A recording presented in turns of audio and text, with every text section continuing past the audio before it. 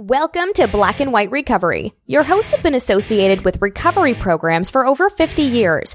This show is not associated or related to any 12-step program.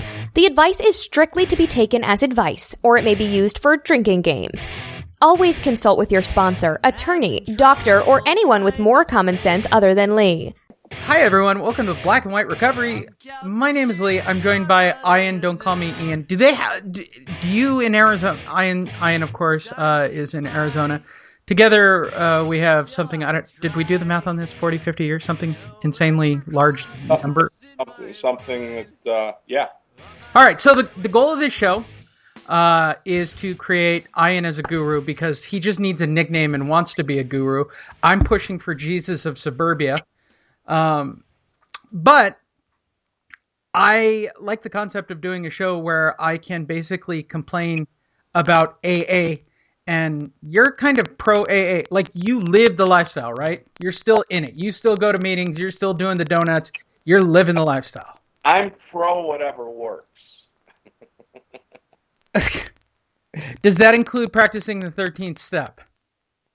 No. Oh my gosh, see, when you're being recorded, you've totally gone away from we're at Starbucks already. Okay, all right. I'm calling you out. I know for a fact I'm calling you out. You know, I've watched some guys get really twisted because of dating a newcomer. Now, I know some people say, well, the 13th step isn't dating the newcomer. And, to be honest with you, I'd rather be part of someone's bottom than their recovery. Okay. Have you not, in your time as a sponsor, encountered an individual who was already dating a girl or planning to date a girl anyway within his first 90 days? Oh, yeah. I have a sponsee that at 20 days sober, he decided to get engaged. Wow. And did you utter the... Dating her for a long time. He was a while before that, went out for about 9 months, and she had like 7 years. And I guess as a condition of marriage was him getting sober. And I too myself, I was engaged at 6 months too. I thought I was going to prison for the rest of my life. I just want someone to visit me on Sundays. Okay. Have you uttered the now famous line that all sponsors have said to sponsees? Hey, go ahead, chase her instead of chasing alcohol. It'll give you something to obsess over. Or roughly to that effect. Like that, but I've never told anybody immediately that they shouldn't date, because that if somebody would have told me that when I was new, I would have walked out the door. I mean, I walked out the door once because somebody told me to put down my leathers and get a haircut. Well, that's the point of today's show. Today's show, I was going to do step one. And trust me, I got step one up on the screen. I was going to do a 12 and 12 and actually try to appreciate the program that you love that I don't. And for those wondering, he would be the white side of the black and white. And I am definitely the black side of the... Yes. I hate all of the... To me, the program, for the most part, is a great idea. However, it's still made up of individuals who feel that the only real requirement is for them not to drink or use. Their lifestyles are, how do I put it, a wee tad shamblish. Yes. I see that. I see the hypocrites. I try and lead by example. I mean, I'm not by any stretch of the imagination. I mean, I eat when I'm not hungry. I gamble before all my bills are paid. I shop when I don't need anything. And if I'm not shopping, gambling, or eating, I'm usually obsessing about sex. So Right. Whatever drove me to alcohol and drugs is driving me towards other self-destructive behavior. Correct. Yes. And as I recently just quit vaping, which got me off of cigars, which got me off of smoking, the progressive illness. Now I'm it's like one progression after the other. And I have come to the conclusion that there should be a step zero. I want to make an amendment to the 12 steps. Why not? That's pretty black and white, isn't it? Step zero, birth. Step zero. Well, hey, look, the DC Universe, when they redid their comic books, they started with 0. It is a number. So why is there not a step zero? Well, because I think the step 0 is you're just standing still exactly where you've been. Well, it is, and trust me, it'll be a 0 step when you see it. I think the 13th step should be step 0. Okay. And I'm going to make my argument. All right. I did, you did, pretty much everyone you and I both know did. We all obsessed over women in our first 90 days. Oh, yeah. Well. Have you met somebody who is saintier than thou that did not chase the almighty Gine in their first 90 days? Yeah, a few married guys trying to stay married. Okay. Again, the minority versus the majority. Right. Absolutely. Okay, so by majority, you're either chasing your sex or the same sex or whatever sex turns you on. Let your freak flag fly. That's the one thing I agree with AA. Let your freak flag fly right out of the gate. I say it should be step 0. And that is, came to believe that sex was greater than drugs and alcohol. Okay. And I think it should be addressed before you should even try the 12 steps.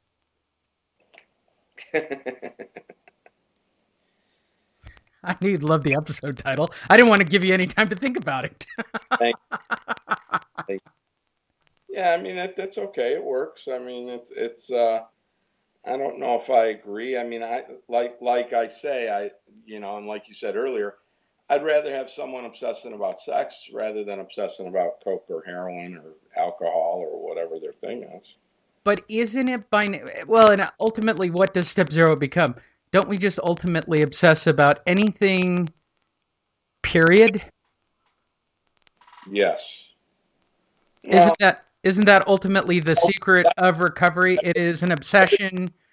And I don't want to say the whole 12 and 12 obsession in the mind disease of I hate that.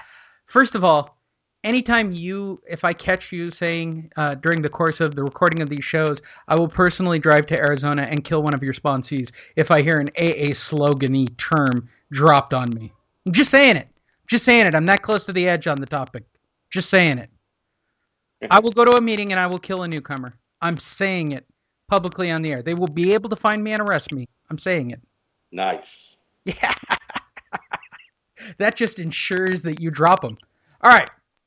So in this step 0, which would be we obsess, right? This would be the true amendment to the 12 steps. We obsess. And the number one obsession by all is the quest for sex. Unless there's a better one I'm unaware of. The quest for sex? Yes. In your first 90 days, what is the greatest obsession you have outside of thinking you need to drink or use again? And that's just, I don't want to get into the semantics, but you and I both know it's just training your brain to not do it again.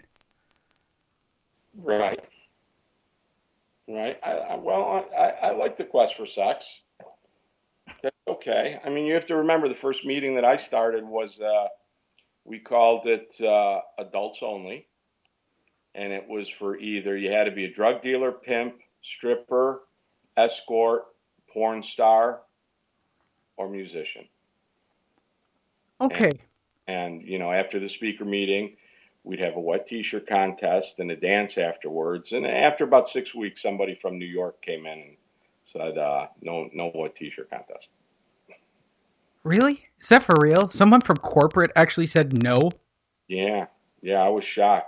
I was, and it was a shame too because we were doing it to raise money to save a meeting hall, and we were able to save the meeting hall through other means, but it would have been a lot easier, just keeping that meeting going. It was the biggest speaker meeting in the Valley in less than a month. I don't want to say, I don't want to be a hypocrite within this and start receiving emails. And by the way, it's the word black, the word white, the word recovery at Gmail. Knock yourself out. Go ahead and send Ian thoughtful messages. I will forward them to him and we will read them on the air. Black, white. You can call me an asshole. I know I am. I've scared out newcomers. It's nothing new. I can't go to meetings anymore because I can't stand sniveling, whiny, what's the word? Not women, because women can do that in my book. Mitches, right? Man bitches, right? Mitches. Cannot stand snivelly, whiny Mitches. Yeah. guys who are, you don't know my, you know what, get a job, even at Walmart, stop chasing after the almighty Gine, and get over the fact that you're not going to be able to drink or use for the rest of your life, and just start to accept it. That's my opinion. And for most of you listening who are new, this isn't the glowy, happy part of the show, because, yeah, I do have 23 years, but here I'm going to tell you the truth. If you're listening to this show, statistically, you're probably going to relapse. Hate to be the guy to tell you that. Yeah. 19 out of 20 of us do. I have never done it. And that makes me a bigger asshole on the topic. Now I am a pious teetotaling asshole. In fact, I will openly admit that I will obsess on anything, but I believe in three things. Honesty above all honesty. Don't drink, don't use. That's it. The rest of it is cake. Well, it's kind of somewhere I have go to meetings. Okay. But when have you... Okay, let's get back to our topic of step 0. When have you ever heard somebody be really odd? Like, admittedly, there's always one guy who's too honest that makes everybody uncomfortable at a meeting. But outside of that one guy, let's say you got 20 shares in a meeting, right? On average, you got to tolerate and sit through. And you and I are both old school. For those of you wondering what that means you have to listen to everybody talk and share about things that are not related to recovery, that are basically sniveling whiny. My life sucks. It's over. I don't have the money to pay my ex-wife. I can't see my kid. They're turning off my power. Bullshit drama. Mm-hmm. And then be the guy after all 19 of those people share all their basic crap. You have to come in and go, okay, let's talk recovery and why it's wonderful. And let me tell you how it worked for me. Right? That's the rules you were taught, correct? Correct. All right. I hate that rule, by the way. Yeah. I would like to be able to I would like to do Mystery Science Theater 3000. I want to comment while they're actually doing their talk. Well, see, here in Phoenix, they have feedback meetings. I like that. I like crosstalk.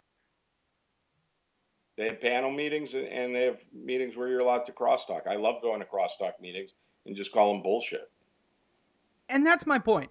How, like, the one guy out of 20 who was like number 3 or 4 in the rotation does some gut-wrenching, painful, I'm obsessed over fill in the blank, and it's usually a woman or a guy, it doesn't matter. Guys obsess over women and women obsess over guys, which to me is crazy. And then it's buried by 15 other people who can't pay their power bills or see their kids because they're deadbeats, right? I'm a firm believer that the two biggest things that get us on the path to picking up are romances and finances. I completely agree. So how long were you in recovery before you fell into your first relationship? Well, I was in one.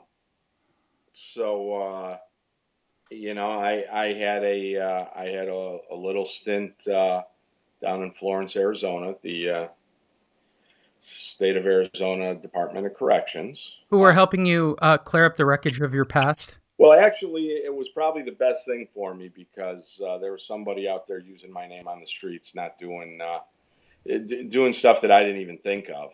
And, it was probably the best place for me to go for a couple months. And then I went to Sierra Tucson, and I didn't really get out into the rooms till I was almost 90 days.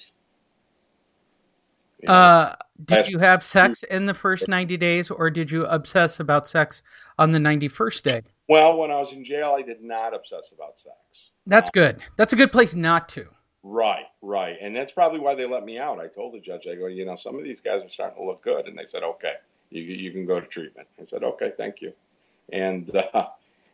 But once I was in treatment, I mean, they had rules 9 and 10 right there saying no having sexual relations with any of the other clients and no sexual relations, with yourself because it might block something.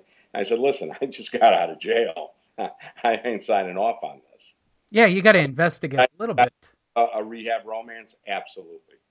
Yeah, so did I. I went to Los Encinas, for those wondering, and I'll drop names. Dr. Drew was my doctor. Yeah. Yeah,